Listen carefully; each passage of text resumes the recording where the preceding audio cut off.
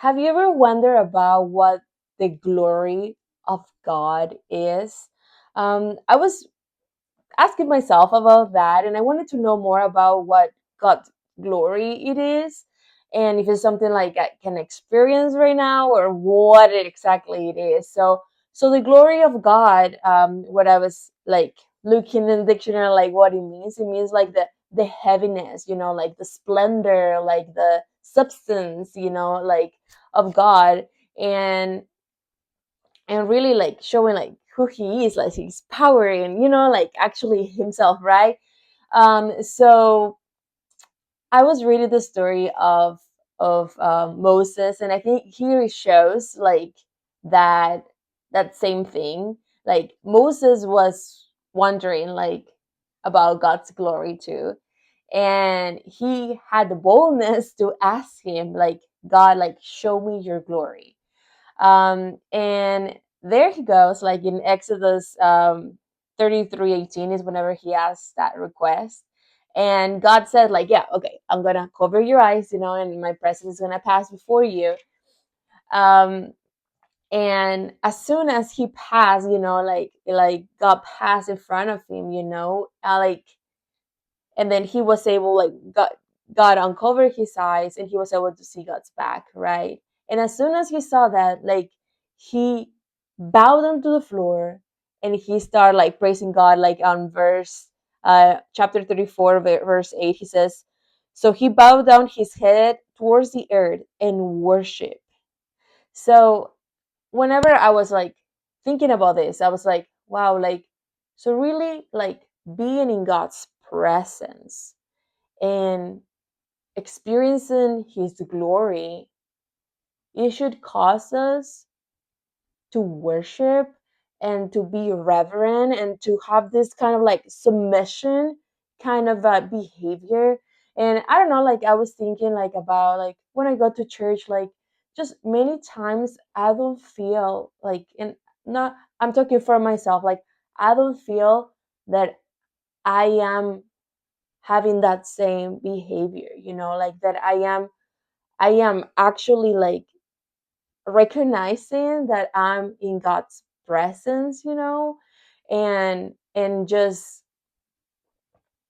being, I don't know, like respectful, and just like worship with intention, like sometimes it's just a routine, like whenever you're having your worship or you're going to church or whatever, like whenever you're trying to encounter God, which should be every time during the day. But when you have this special time, like do we treat that time like sacred time? And I was like wondering a lot about that. And what I found very interesting about the story is that Moses, after having this experience, his face was shining, like that splendor, that like glory that he was able to experience, like it was reflecting through his face, to the point that like the people, the Israelites, we were afraid of him, and he spoke to them, and then he covered his face with a veil, because they fear that. And I was thinking like, why do they fear him, and it's really because like they had a lot of guilt, like they were not having that special communication with God, and relationship with him. So therefore, like they were afraid of him. And I know that we're asked to fear the Lord, but I think it's talking more about like being respectful to him, like, but like they were afraid. I think there is a difference in the feelings that they were having, like they were just not having that relationship. Therefore, they are scared. And we know, like, if we read Revelation about the last days, like how whenever the wicked will see Jesus coming, like they're gonna be scared, like they're gonna be just hiding because they are not used to that connection, like, and it's just so powerful knowing that the time that I just spend with God and the special time that I have with him, and even that I'm outside, because like in Psalms we find that the heavens speak about the glory of God, like how good he is, and just his power, his majesty, and all this kind of stuff, um, that we can get to reflect that in that connection with him. We can shine his glory, to other people, and reflect that, just like Moses did, with his face being all like radiant and just shining, right? And he's just like, I want that kind of closeness with God, like that people, when they talk to me, when they see me, they can see that light. And sometimes it may, I've actually, like, I've experienced relationship with people like that I'm like, wow, like, like that you feel like, wow, you're such an angel, like that kind of people, like, because they reflect the character of God so much that it's like you're seeing God through that person, and it's just so powerful. And I don't know, it's just something that I want for my life. And I mean, I'm hoping that also is something that you want. And a Bible verse that I found, like, to be kind of like very tied with this subject, is in Second Corinthians 3:18. Let me read from 17. It says, now the Lord is the Spirit, and where the Spirit of the Lord is, there is liberty.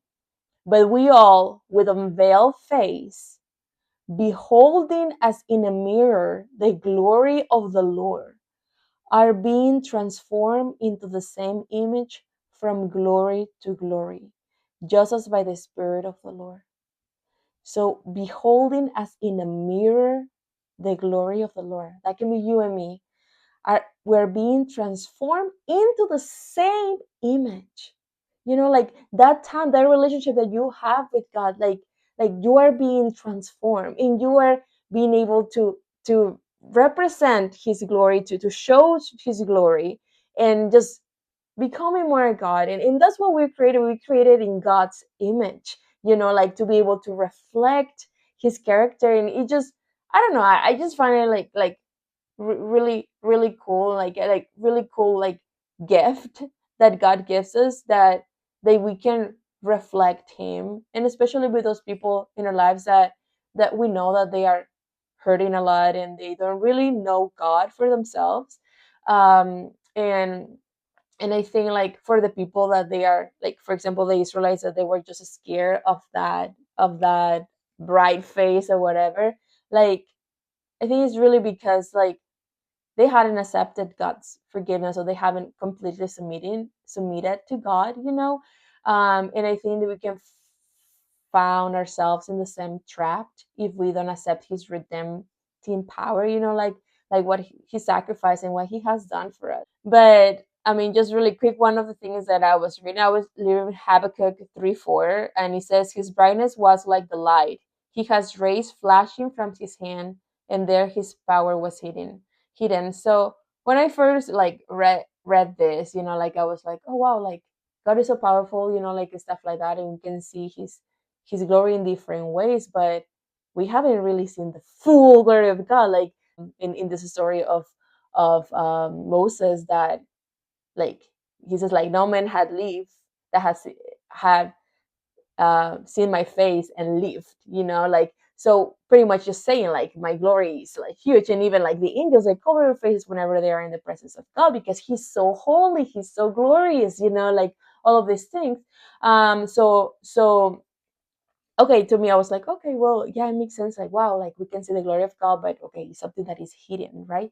But as I was just kind of like meditating more in this Bible verse, i I don't know, like, I found something more interesting, like, that kind of brought this text, like, even more meaning.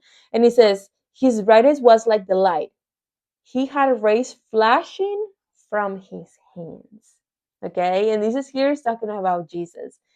And we know, like, that when Jesus died, like, they were holes, like, because of the nails and stuff like that. And even when he was resurrected, he still had them, and that was on purpose. And he showed the disciples, like, so they would believe, right?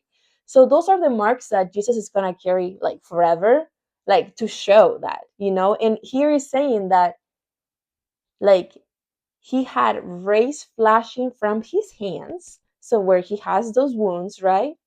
And there his power was hidden.